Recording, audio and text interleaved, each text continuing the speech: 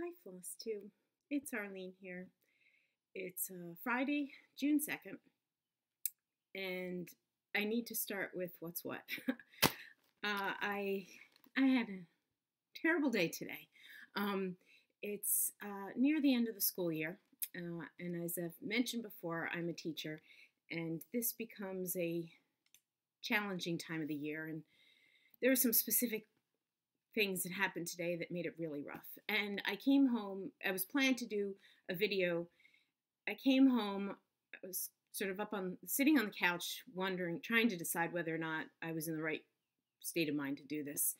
And I decided, you know what, it might help me if I might get myself in my stitchy frame of mind, and maybe get a little virtual hugs from all of you, because I really do enjoy, as I've said before, this wonderful Flosstube community.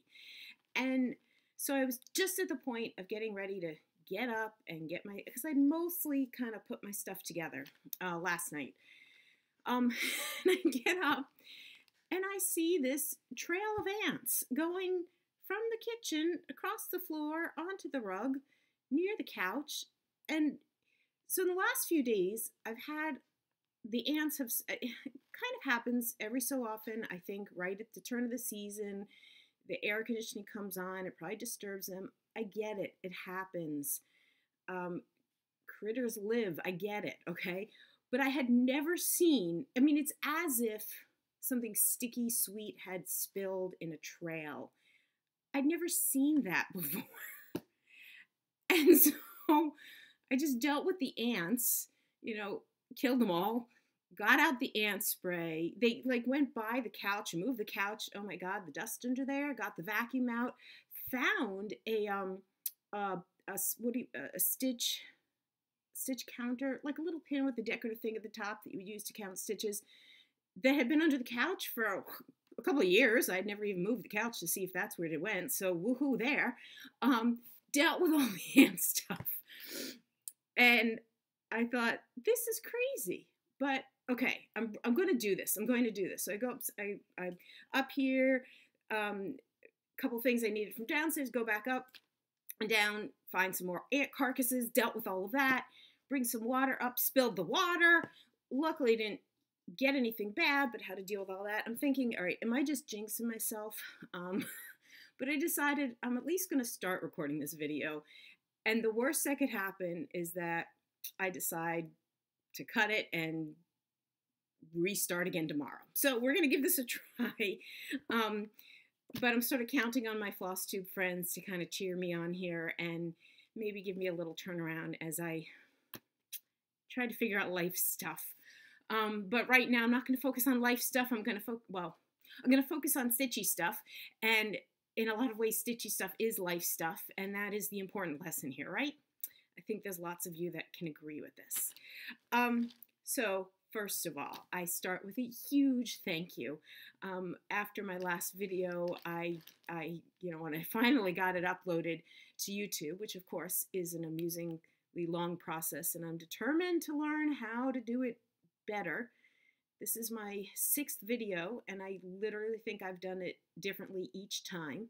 I have a vision of how I'm going to do it today. We'll see if this might be the magic way to do it. Anyway, by the time I got it up, I was really nervous, and I was just so thrilled with the positive feedback and the support I got from so many Flosstubers in regards to my sharing the news of a new Etsy store. So for those of you who are returning and are my Flosstube friends, for those of you who left comments of support and congratulations and love your work, thank you. For those of you who went and bought something, I so appreciate it. For those of you who went even a step further and shared on your own videos, on Facebook groups, Instagram, all the places that you have helped spread the word, I can't tell you how much I appreciate it. I've been trying to catch up or follow up in all the places that I know, and I don't even think I know of all the places. So thank you, and I will mention a few of them as it comes up, to mention a few people in specific ways. I'll get to that in a minute. Again, it just means a lot when you feel that kind of love and support in this Flosstube community. For those who are new, welcome. And it was just this last video that I shared that I had been working in the last month or so and building up an idea that had really been floundering below the surface for quite some time, which is to take ideas and make them designs that I would share and sell. And so here comes my very high-tech way of sharing my Etsy store information. There we go. I know at some point I will learn how to insert picture here. I understand that that seems to be a pretty doable thing to do when it comes to editing. And it seems like it's a whole nother level to do the show words on the screen and make them stay on the screen. You know, some of you have ways of showing words that show up on the screen. And if I were to put this information just in a picture and then want to come back and talk about it, that's limiting. If I knew how to keep words on a screen, you know, on the whole bottom of the screen, that would be great. This works just as well. So my first shout out goes once again to Fiber Talk podcasts, which are just awesome. I can't say it enough, especially if you are stitching in a place where watching Flosstube just isn't working because you want to watch, but you're stitching something that needs high concentration, and what you really need is a good floss. You need something that's good to listen to, and you're not tempted to watch because you look up, you lose track of where you are and everything. Listen to podcasts. Listen to specifically Fiber Talk. Gary and Christine, they do some awesome things. This past weekend, I got to catch up with a lot of them. So Gary very kindly featured me in their last midweek chat, and he was commenting on my high-tech way of showing the name of my store. I am not a high-tech person. I learn what I need to learn in the world, and at times a little above it. But I believe we all do. If we stitch, if we in this world of Flosstube use needle and thread to create art, because that's what we do, we all appreciate things that are in the non-tech world. And there's just a side of me that knows when the non-tech world is the way to go. So there you go. My store is called Works by ABC. There are cross-stitch designs there, and I will talk more about what I'm hoping for the future a little bit later on. So, those of you who, well, many of you have heard this already, whether you're in the United States or not. So, it is Friday, June 2nd, which is just right after Memorial Day weekend. In the United States, Memorial Day is intended to be a day where we remember and honor those who have served our country. Usually, Memorial Day in those who have sometimes given the ultimate sacrifice, but you can expand upon that to those who are actively and those who have served. And those of you who are not in the United States have probably seen plenty of folks who have talked about this or mentioned it, or saw lots of patriotic stitching posted in Facebook groups and so on. And I just couldn't let the time pass without mentioning to you all something that stands out to me in this past weekend, something that on PBS, which is the public broadcasting station in the US, the Sunday Memorial Day, they broadcast the Memorial Day concert from the Capitol grounds in Washington, D.C.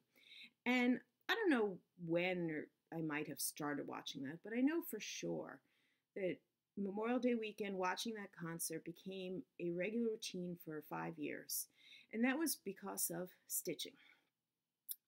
If you have ever heard about the Kissing Pillow Project, it was started in 2005, and it was very much a grassroots project. You can't find a direct website about it. You could Google it and find plenty of stitch groups that were working on it and little links to newsletters and stuff like that. It was the simple idea to give every serviceman or woman, service person who was going to be deployed, a little you know, yay big little pillow, as well as every member of their family. And the idea is that each service person and their family could kiss this pillow, and the mommy or daddy would take it with them, and the family members would have it left behind.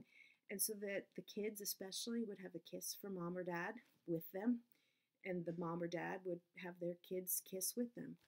And there are stories of folks who would keep these in their helmets while being deployed, and it went. I think it's still going on, although the numbers are drastically changed. So a lot of stitching groups got involved in the Kissing Pillow project. At the school I was at for many years, in the fall of 2010, I've always been a part of the 6th grade group. That year, the community service, the middle school community service grades were each given a theme to focus on. And the 6th grade, I had nothing to do with the choosing of the theme, but the 6th grade theme was honoring, however it was phrased, honoring, supporting veterans. And there were a few ideas, writing notes, visiting nursing homes, and so on. And I had just proposed among the group of teachers, well, I know of this stitching project that, it was honoring veterans and supporting the troops. That was it. I know of this stitching project that I could do with a group of kids. Well, that simply ballooned to me teaching the entire 6th grade how to cross stitch and making it a year-long project. And then I proceeded to do that for 5 years. If you are a member of EGA, you may have seen, and I pulled out a few. I didn't go through all of them. So this is from the first year. This was the EGA magazine of that, and the format I did to share is that I did it through like a letter to the editor format, where I sent in some pictures just to show that while there were plenty of EGA groups, adult stitching groups that were doing kissing pillows, here were kids. Here were kids learning how to cross stitch, and yes, boys as well as girls. And so this, just center it. There, right there, you could see those are what kissing pillows look like. It was a very specific pattern, very simple.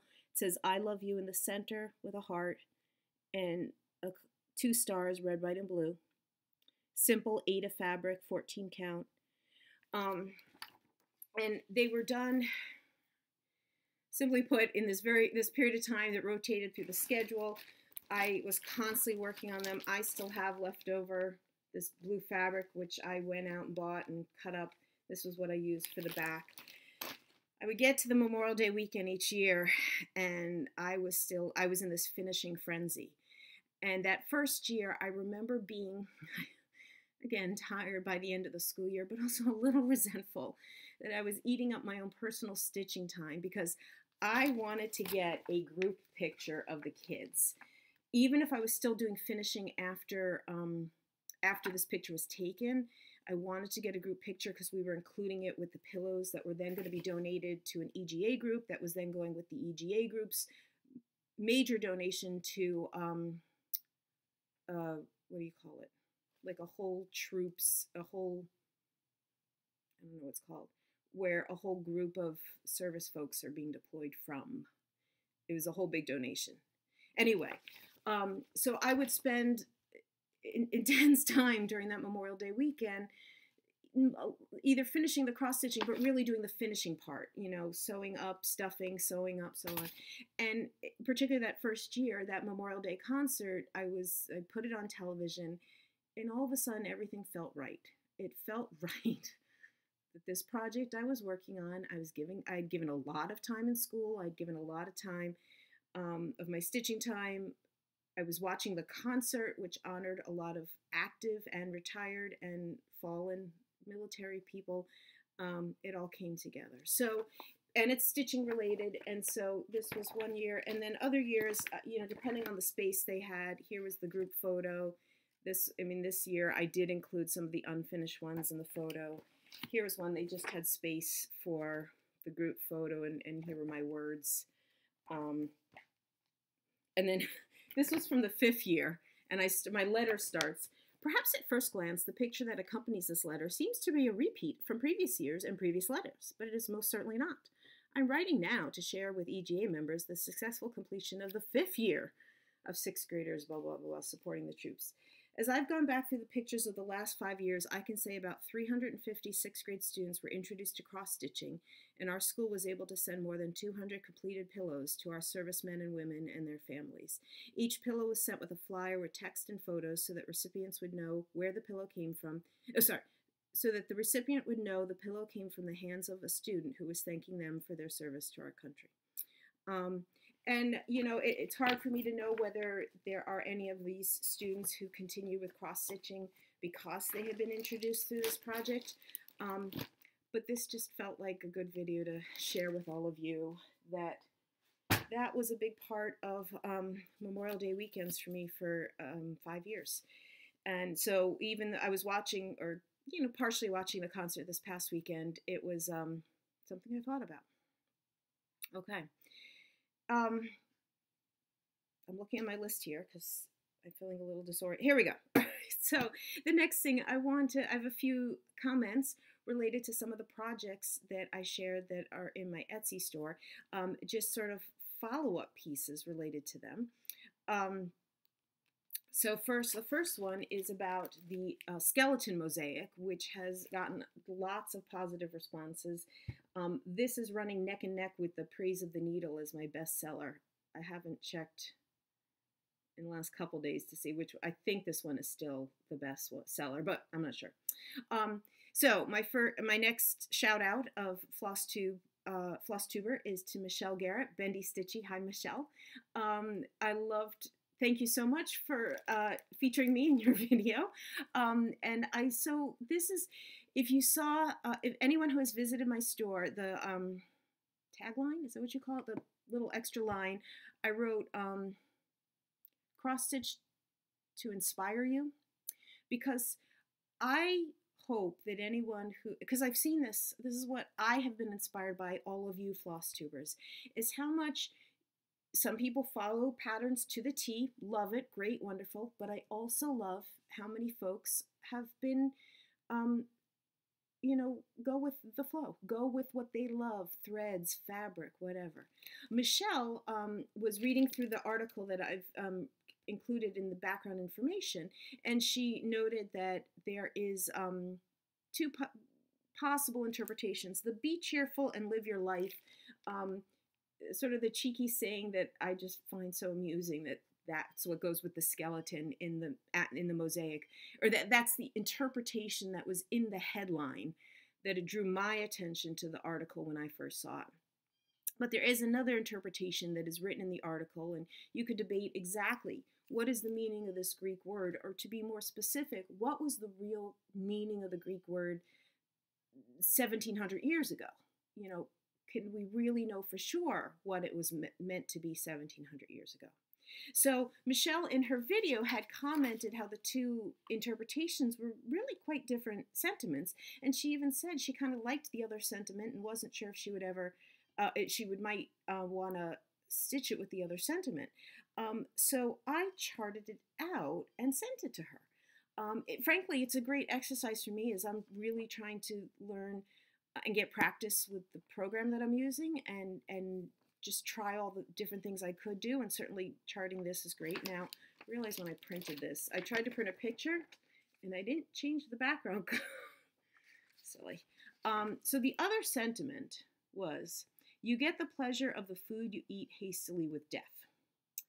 And so what I want to offer, if anyone has, and Michelle shared this in her last video, but I'm offering this here. Anyone who has purchased the skeleton mosaic pattern for me, if you would like this, I will send you the PDF of this, this chart. Just shoot me an email. Works by ABC. Here's my high-tech way of sharing. worksbyabc@gmail.com. Just, let me know that you would like the other quote, and I will send you the pattern for this other quote. And happy to do it.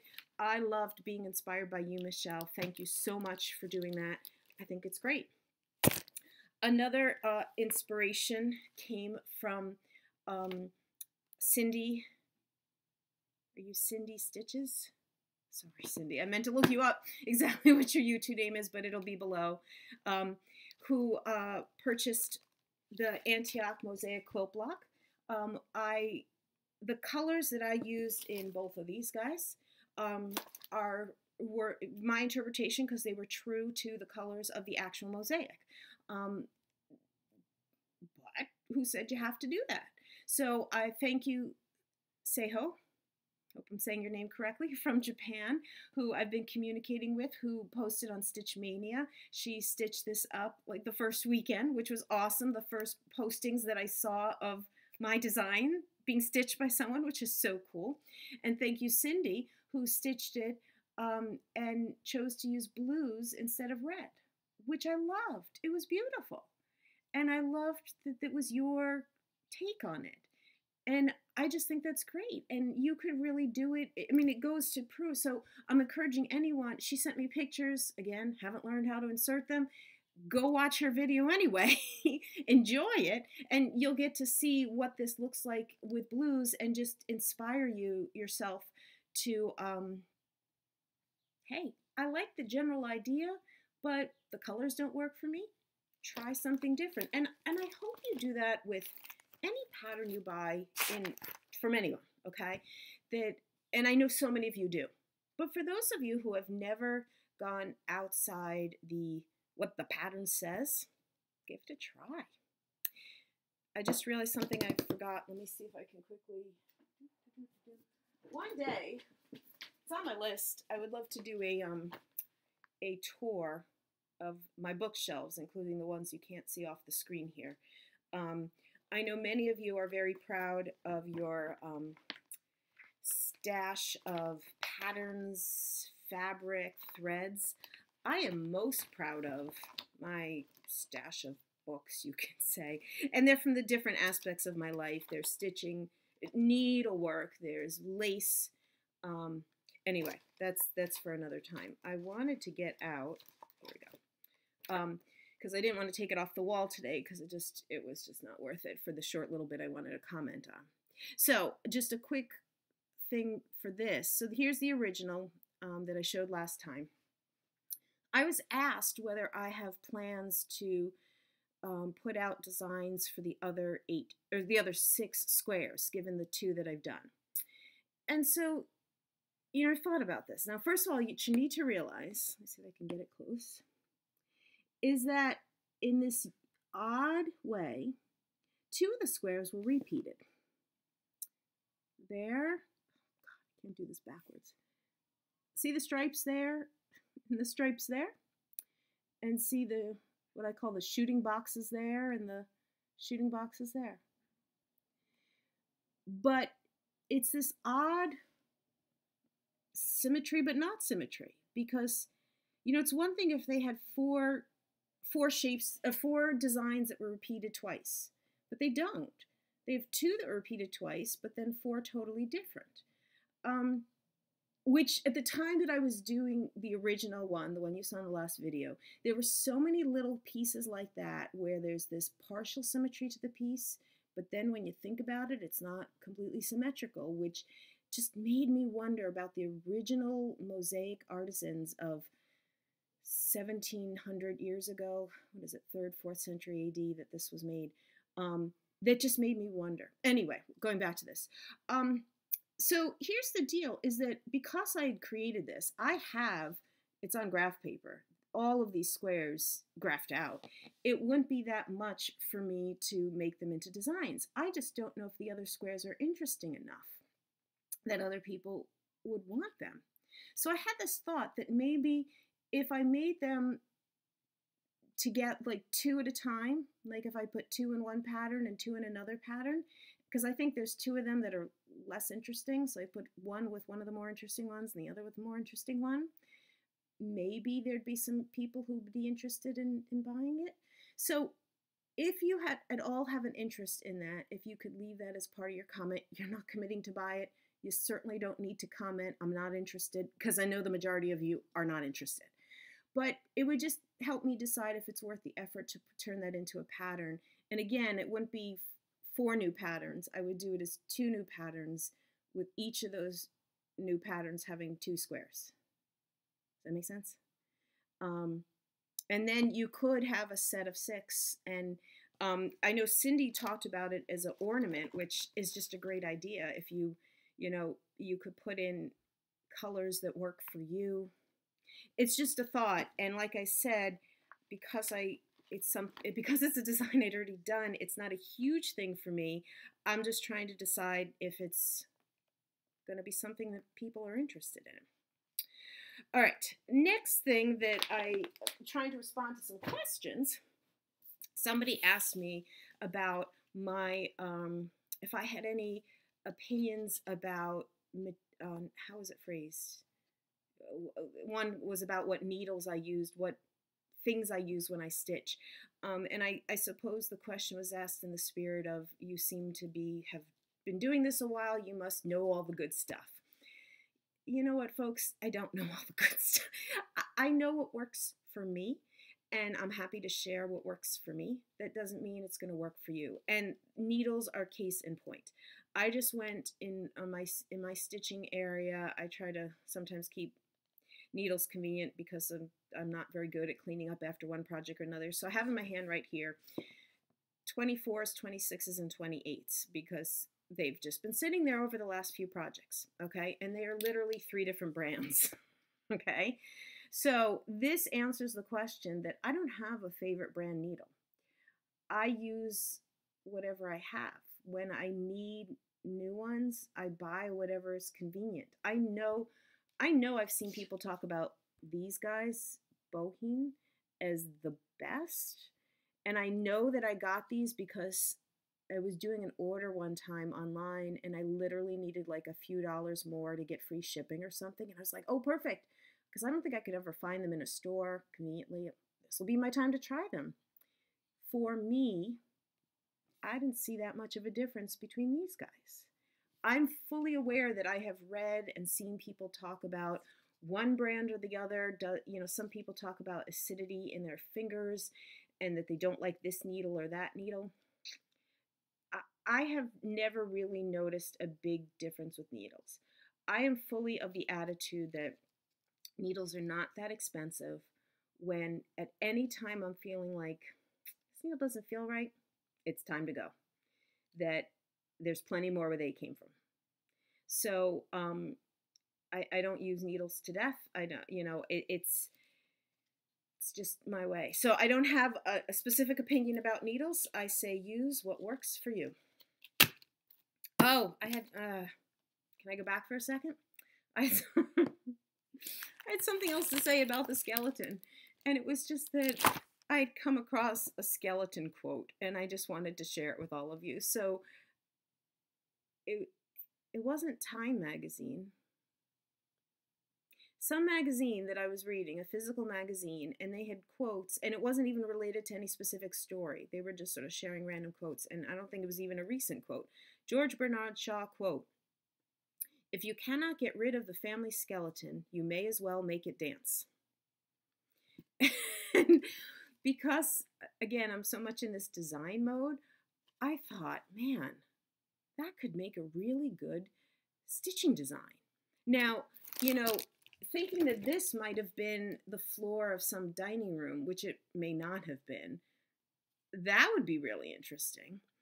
If you cannot get rid of the family skeleton, you may as well make it dance, which is, not really the spirit of this. But I just wanted to let all you floss tubers who like stitching skeletons know, you got me thinking skeletons here. I don't know if I'll get to stitch one of them a whole lot, but you got me thinking about skeletons. All right, I am already 29 minutes in. Oh my God, how'd that happen?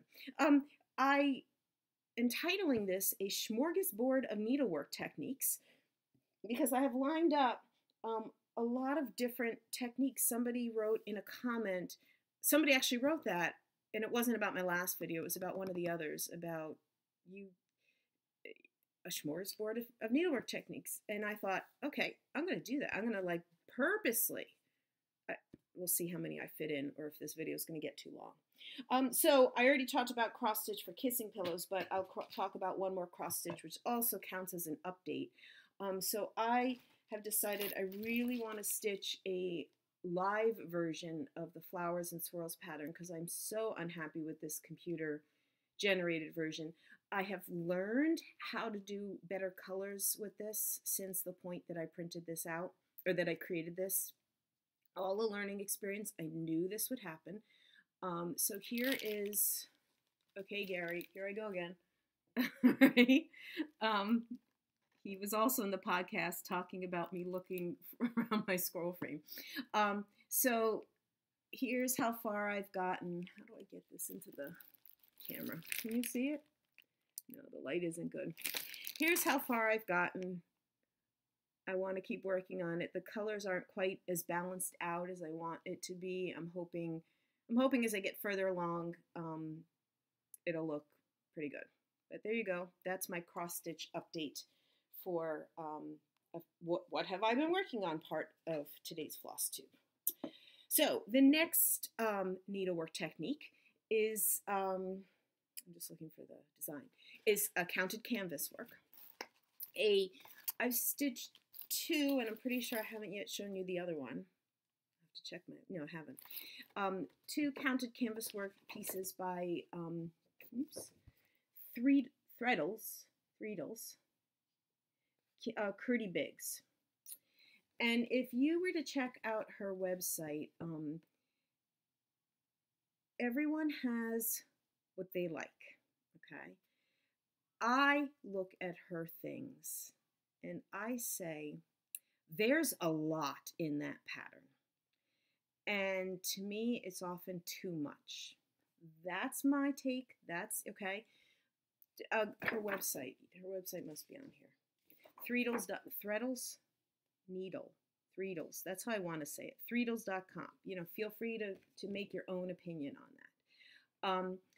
Her designs are, I would say, not for the beginner counted canvas work person. I think they're very well written, but there's a lot of complex stitches in there. Anyway, when this one came out, there was something about the geometry of it that I could look beyond the parts that I wasn't so crazy about and say, there's something about that one. And she's great in all of her patterns. Here's the, she stitches up like 3 different colorways. And I just got to say, even her other colorways were just... So my take on it is that she puts in so many different stitches, so many different types of threads, and so many different colors. And this one doesn't even have that many colors in it. Her other colorways have in so many colors. But there was something about this pattern that caught my eye, and I decided I wanted to do it. And one thing that I wanted to, to simplify it was to eliminate the color variation. And I did even simplify some of the stitch variation. So, and you can see this isn't framed. What can I use to? Ooh, can I use this? That'll work. So, here is. So, just using like a deep royal blue and gold. And I'm just trying to like, I think you're sort of getting the colors there. There's a lot of beads, so if I do it at an angle, you can really see the dimension that goes on. A lot of these are some very unique stitches in there. And I did use a variety of threads, but as I went along, I did even start cutting out how many different types of threads I was using. And in retrospect, I would have even simplified it further. So I liked the overall finish, or the overall end result. It captured the geometry. It captured the geometry that I was after, and got the essence of what I liked without getting the parts I didn't like. It's so hard to tell. This canvas, this is an 18 count canvas. Can you see that it's got gold in it? It's got the gold thread running through it. And so that just adds to the gold threads and beads of the piece. Okay. So there is the counted canvas work part of today's Flosstube. Moving along, next up,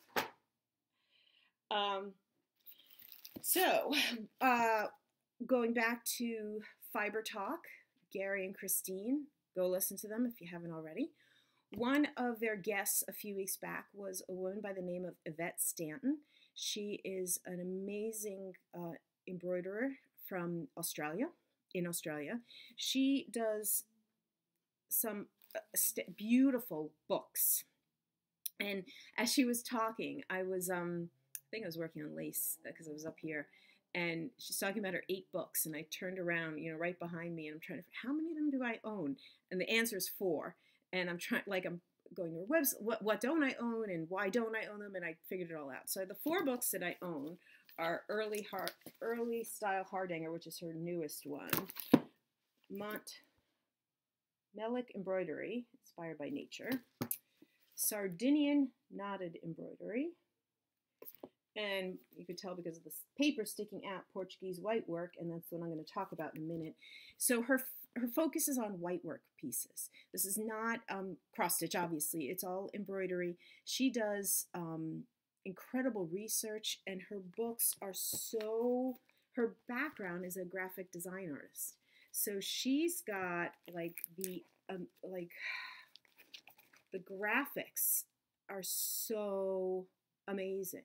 She is also left-handed, and so she includes left-handed instructions. I was once with a left-handed stitcher who shared how much she can get turned off by certain things as a left-handed stitcher. So whenever she hears about someone who attends to that, she jumps right on it. So if you're a left-handed stitcher and you have been scared off of certain things because of that, Yvette Stanton, one of her books that I don't own, is the Left-Handed Embroiderer's Handbook, Manual, something like that, which features all kinds of embroidery stitches, like not cross stitch, but embroidery stitches. She also has a right-hand embroidery stitch. And the other 2 books that I don't own, Ukrainian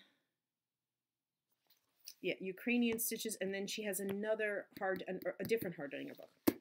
Anyway, Portuguese white work. When this book came out, which I think was the first book of hers that I purchased, and then I fell in love with her style of books and wanted to get others. I saw a review of it online, and very specifically, I saw a picture, actually there's a better picture, of this sampler. And there was something about this that just oh my God, I want to do that. And I know so many of you have seen so many stitching projects where you've said, oh my God, I want to do that. And this was that for me. And when I got the book and read it, so the Portuguese white work technique is, you could see probably best on the cover. Those are all bullion stitches, which involves wrapping the thread around a needle and then pulling the needle out from the wraps. And almost like magic, the wrapping stays. So I did a little sort of test scrap, liked it, started working on it. What I learned is that I would have been perfectly happy, with a smaller project. But once you get started, you can't let go. And then you learn the importance of counting correctly, because when you're working on a scroll frame, so I was working on a scroll frame, and where did that picture go? So I'm working on a scroll frame, and you could see that this is 6 by 6 squares, and you do all the pulled work. It's like Hardanger. It's cut. You cut and do the wrapping of this open. It's not pulled. It's a cut work.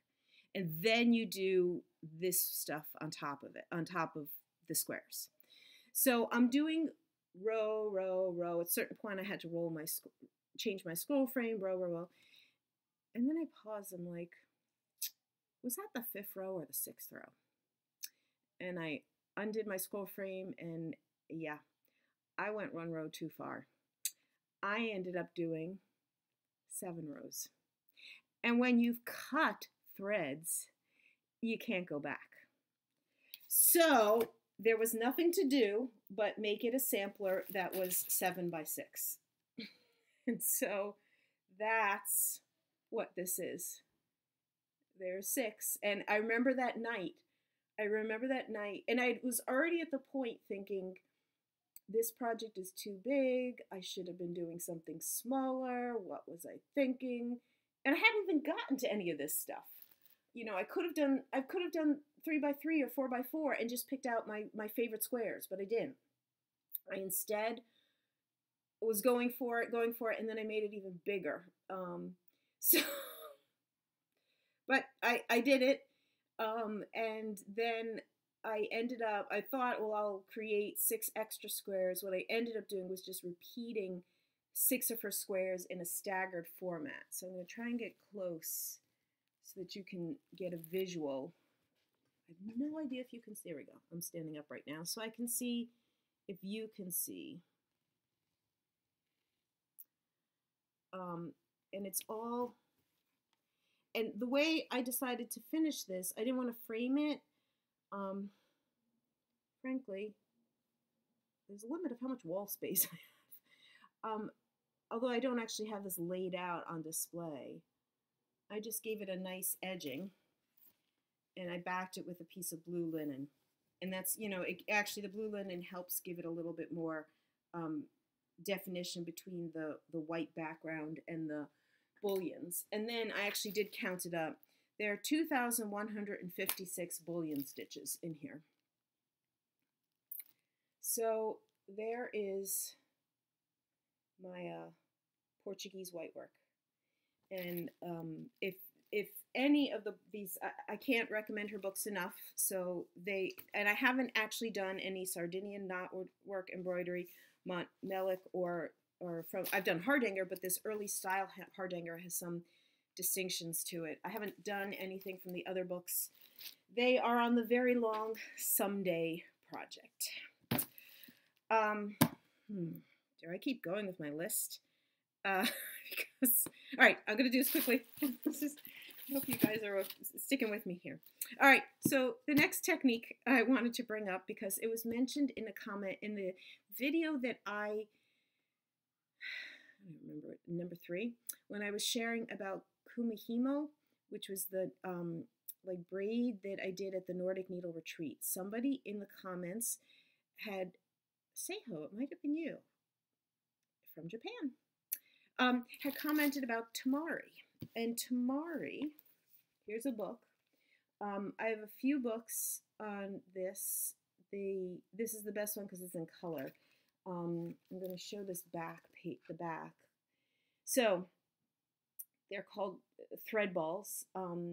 This was something I can't even remember when exactly I got intrigued by them, but I got intrigued by them. I made a bunch. I gave a few away as gifts. I haven't done them since. The threads that are used could be all kinds of variations, but think like a pearl cotton 5 for a lot of them. And so what I have to share with you, so this was a very basic, the geometry, if you can, as you've been learning about me, you can know that geometry is definitely appealing. So you can see the essence of these start with a styrofoam ball inside, then you wrap it with yarn, basic yarn, nothing fancy, and then you wrap it with a layer of thread, like basic sewing thread. Like on this one, it's the red. You see how that, and like literally an entire spool of thread. So you don't go for the fancy stuff. Like this one has the tan. And then once you have the ball wrapped, then comes the cool parts. That's when you're doing neat designs. This one. And all of these threads are pearl cotton 5, 8? No, 5. Pretty sure it's 5. And I have some gold looking stuff that I'm not quite sure what it is. It's not a Kreinik, but something like a Kreinik braid. And then when I took these out, I realized, okay, This is called, I got tired of the middle of it, but this is great because you can get a sense. So this you can see, I was clearly inspired by the colors right here. So here's the sunflower one, and I never did the other side. But it gives me a great opportunity to just share with you that one thing you use when you're creating tamari is ball-headed pins to help you just mark your place. I mean, they come out, and that's another reason why using styrofoam balls are great. So there, you know, so here are some pins still in this one. This is just, I don't know why I have this piece of paper. Oh, I think the piece of paper was just to help give a guide on where to put these. Sorry. It's just a guide on where to put these so that I know how much space to leave for doing the brown part. And, you know, I remember the time I was in it, I was really into it. And it was just so, I enjoyed it. You know, it's sort of like I gave these as gifts or ones like, not these, but other ones, to the very few people who would appreciate something like this. And then I had so many other stitching things to do. So many other things with thread. Use a needle and thread. Is it stitching? Well, use needle and thread. So, there's tamari for you. If you've never seen it, there's some, and you can get all kinds online. You know, Google it. You'll find all kinds of videos and information and design patterns on how you could do it. All right, how am I doing on time? Do I keep going? All right. Well, okay. So let me pause here because I'm going to move into some lace stuff, and I recognize that if you're not interested in lace, you know that's fine. But let me do one thing before I move into the lace. So as of this afternoon, right before I started filming, I see that I am up to 926 subscribers, which is just beyond understanding to me. And I so appreciate everyone who has subscribed and, again, leaves comments and everything. And I know many people do giveaways when they hit the 1,000 subscriber mark, but since there's no real rules, I'm doing a 926 subscriber giveaway. Just because I want to, because the timing is right, because I'm having a lousy day, and when you're having a lousy day, sometimes it helps to do something good for other people, and that makes it better. Whatever it is, here we go. This is what I want to do. I am already actively working on my next set of designs for my Etsy store. My hope, my goal, it's not a promise, is to get a new set, which will be somewhere between 5 and 8 designs before the end of June, maybe in about 3 weeks. We'll see. Again, the end of the school year makes life hard to really plan for, but we're going to see what the next few weeks actually play out to be. And then to hope, you know, in about once a month chunks, at least, seeing how this goes. We'll see. So I'm actively working on this next set and pretty much know they're all in sort of different stages, but I'm always on the lookout for ideas. So I would love to know your ideas. I know what I would like to stitch, but I need to know what other people's ideas are. Now, again, you're not committing to buying anything, but what's something that you wish somebody would design a pattern for, or that you wish that you would like to stitch? And if you just don't have any ideas on that end, then what do you like to stitch? Do you like to stitch samplers? Do you like to stitch geometrical things? What do you like to stitch? Or simply, what's your favorite thing you've ever stitched, just to give me ideas? You know, I could go look up that pattern or that whatever and say, oh, that style. I'm just looking for ideas just to add to my giant idea list. I have seen people who do giveaways, and there are times that I've done this for a few of you, where I've commented simply saying, I just want to leave a comment today. I don't need more stuff in my life, so please don't enter me in your giveaway. But it's always a little fun when you don't use the word giveaway in your comments, so that you're actually proving to the people who, or you're proving to yourself, to the people who have actually watched to this point in the video. So for those of you who are still with me here at 49 minutes, thank you very much.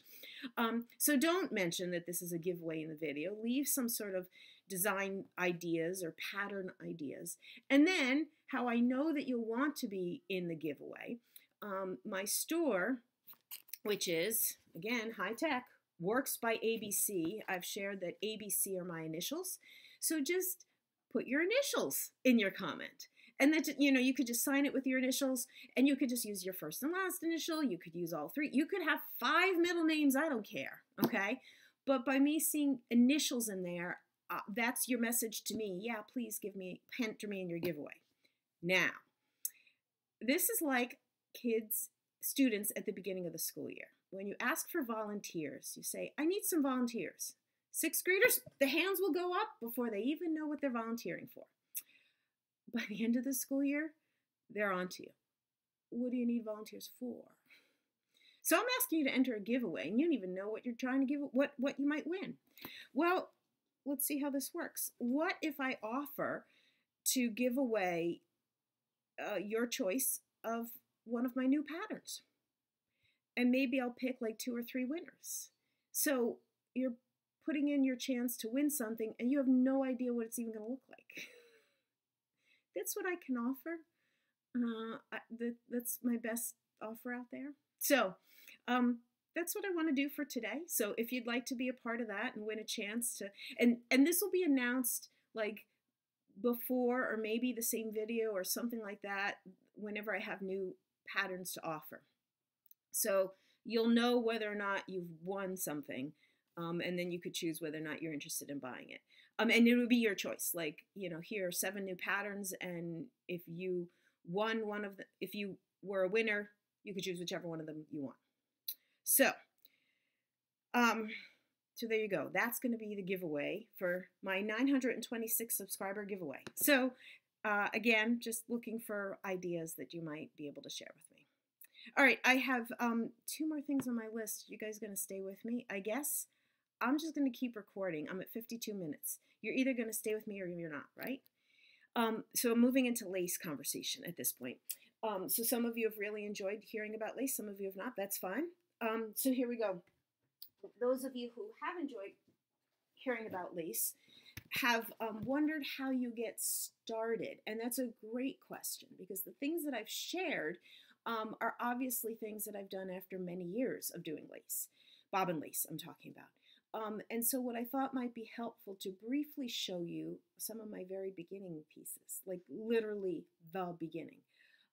On my very first video, but it might have been after my second one was posted, I got one of the most extraordinary comments, which was from my first lace teacher. So Elaine, if you're still watching, hi, please comment again so I know you're still watching. I had lost touch with her for many, many years, but saw her, reconnected with her again this fall at a lace weekend, which was wonderful. I'm hoping I see you, if you're watching, this summer at the lace convention. I think I could dig up your email. Anyway, okay. So Elaine, if you're watching, these are the things that I made with you so many years ago. And for those floss tubers who are watching, I keep a couple of binders, portfolios of my lace pieces, and I'm just going to share with you some of these beginning pages. So the basic pieces, or the basic parts of lace, is to understand that you have cross and twist, and I shared that in the demo that I was doing. And you have half stitch, cloth stitch, and hole stitch. And when I was doing that demo, the tape lace that I was working on, I think I was doing a linen stitch. I probably called it cloth. It gets called both names. And then the edge had a hole stitch. There were other parts of that pattern that had a half stitch. And the way Elaine had me start, every teacher has beginning exercises. You know what? It's going to be easier if I do it this way. every teacher has beginning exercises, and my beginning exercises with Elaine were this, and this is Pearl Cotton 5, you know, and multicolors so that I could see what I was doing and get a sense. This is whole stitch. This is cloth stitch, this is half stitch. Cloth stitch, half stitch. You know, this is how you start when you're learning bobbin lace. It doesn't look much like lace, but that, I mean, that's the essence of lace, is understanding the basic idea. Then this pattern, this triangle, I actually did 3 times. One time in whole stitch, one time in half stitch, one time in cloth stitch. I learned a really valuable lesson here. And again, I'm a teacher, so I'm openly sharing my mistakes with you. If you don't make a twist of your threads at the end, this outer thread doesn't get brought in. You see that? I think it's important that you learn from your mistakes. I think this was Pearl Cotton 8. Yeah, well, yeah, I think I moved into Pearl Cotton 8. Just, again, colors, thick threads, nothing fancy here, just learning the basics by simple things like this. Learning simple things called sewings, like to connect in certain areas. And then I would say probably the first thing that I made that felt like I made something was this butterfly. Oops. And that's whole, half stitch here with cloth stitch right there. And, you know, learning, you know, how to do this braid business there and stuff like that. But it was, you know, that little motif. It was the skills, but it was also feeling like, okay, that's a butterfly. Another basic thing to learn is something called spiders. There's all variations of spiders, but these were some practice exercises with spiders. And here was a little motif to understand how to make fans, which are often used in edgings.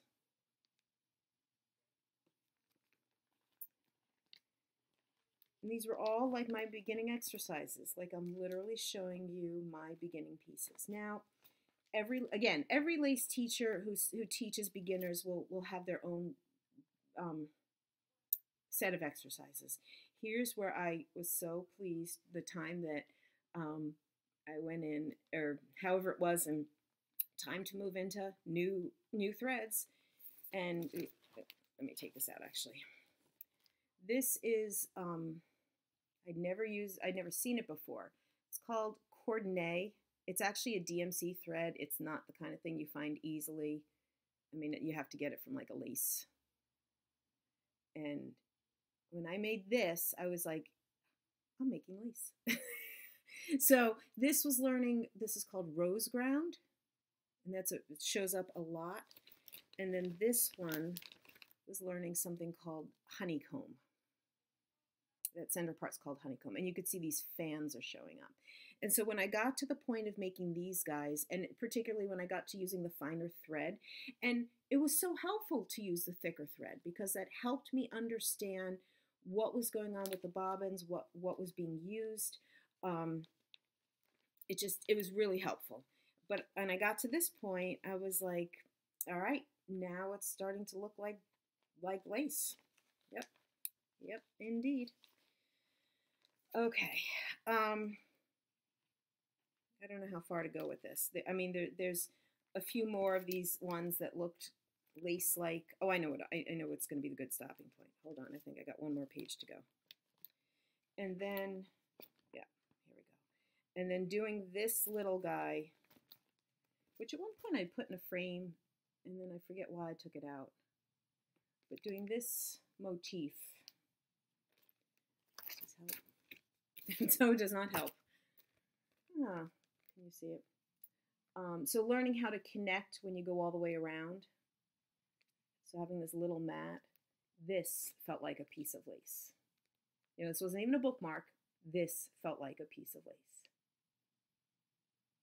So, you know, I wanted to share with all of you how a person might start doing bobbin lace. It would be with simple exercises with thick thread, and you'd work your way through whatever makes sense. And that's the way I did it.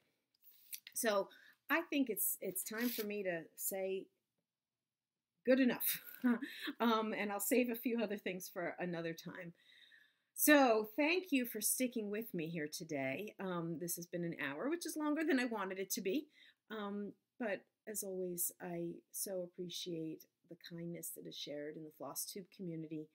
I hope you all have some good stitching ahead of you. I am going to try and get caught up on Flosstube videos because there's so many on my watch later list. I'm trying to watch them in bits and pieces here and there. Thank you for comments, for the likes, for the general stitch love that has been shared. I hope you have a great day. Till next time, bye-bye.